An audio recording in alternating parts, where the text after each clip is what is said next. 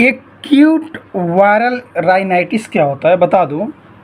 Acute viral rhinitis में होता है कि देखा जाता है कि इसे एक्यूट वायरल राइनाइटिस विभिन्न प्रकार के वायरलों और आमतौर पर समान सर्दी के कारण भी हो सकते हैं। ठीक है, इसमें देखा जाता है इसे कि लक्षणों में जैसे नाक बहना, छींक आना, जमा होना, पोस्ट नेजल ड्रिप, खांसी और हल्का बुखार भी हो सकता है।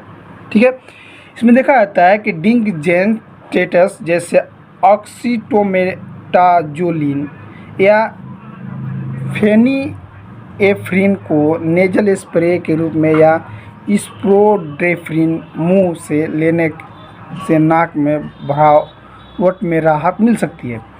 इसमें देखा जाता है कि बिना परिचय में उपलब्ध इन दवाओं के कारण नाक में से श्लेष्मा झिल्ली, ब्लड वेसल्स या सिकुड़ना, संकुचित आ जाती है। नेजल स्प्रे का उपयोग केवल 3 दिनों के लिए ही किया जाना चाहिए, क्योंकि उस समय अवधि के साथ जब दवाओं का प्रभाव समाप्त हो जाता है तो म्यूकस मेम्ब्रेन अक्सर पहले से भी ज़्यादा सूख जाती है। इस घटना को रिवांड कंजेक्शन भी कहा जाता है। ठीक है, इसमें एक बात और नोटिस करने वाली है कि अगर हिस्टामाइन बहती नाक को नियंत्रित करने में मदद करते हैं, लेकिन कुछ ही वजह से ऊनी पदार्थ होने लगता है और ज़्यादातर की वजह से दूसरी की समस्या पैदा हो सकती है। देखा जाता है कि खासकर बुजुर्गों में एंजिक और दवाएं जैसे देखें तो दूसरी दवाएं जैसे कि मास्ट सेल या स्टेबिलाइजर्स या जिनमें से कुछ एंटीहिस्टामिन की तरह काम करती है, एलर्जी राइनाइटिस के लक्षणों को नियंत्रित भी कर सकती है। ठीक है, ये था। अब बात करते हैं, एक्यूट था, अब बात करते हैं क्रोनिक। क्रोनिक में क्या होता है कि क्रोनिक राइनाइटिस में होता है कि जैसे कि क्रोनिक राइनाइटिस सूजन या वायरल संक्रमण के कारण होने वाली राइनाइटिस का आमतौर पर विस्तार है। इसमें देखा गया है कि हालांकि यह दुर्लभ रूप से बीमारियों के साथ हो सकता है और इन बीमारियों में सिफिलिस, ट्यूबरकुलोसिस, राइनोस्कोरोमा, एक त्वचा रोग जिसे बहुत कठोर या चपटे ऊतक से वर्णित किया जाता है जो पहले नाक पर दिखाई देते हैं, राइनोस्पोरिडियोसिस, नाक में एकल संक्रमण जिसे पोलिप्स से रक्तस्राव द्वारा वर्णित किया जाता है।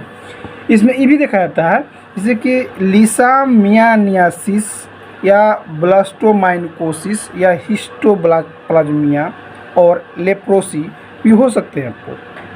ठीक, साथ में ये भी होता है जिनमें ये सभी को सूजे घाव या ग्रेनुलोमा के गठन को नरम या ऊतक कार्टिलेज और हड्डी के नाश द्वारा वर्णित किया जाता है।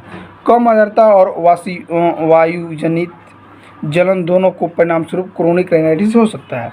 ठीक, इसके साथ ये भी होता है, देखा जाता है कि इसे क्रोनिक राइनाइटिस में नाक में अवरोध का कारण बनता है और गंभीर मामलों में पपड़ी, अक्सर रक्तस्राव और नाक से गड्ढा, दुर्गंध युक्त मवाद से भी भरा स्राव होता है। ठीक, देखा जाता है कि डिंगजेस्ट लक्षणों से राहत दे सकते हैं। किसी अंतर्निहित संक्रमण के लिए एक कल्चर जीवाणु या फंगी के साथ संक्रमण की पहचान करने के लिए म्यूकस के नमूने से विकसित जीवाणु की जांच की जाती है और उचित उपचार की आवश्यकता होती है। साथ में भी होता है, देखा जाता है कि यदि लक्षण बने रहे तो कैंसर को खारिज करने के लिए बायोप्सी माइक्रोस्कोप के अंतर्गत पहचान करने के लिए ऊतक के नमूने को हटाना आवश्यक हो सकता है। ठीक है।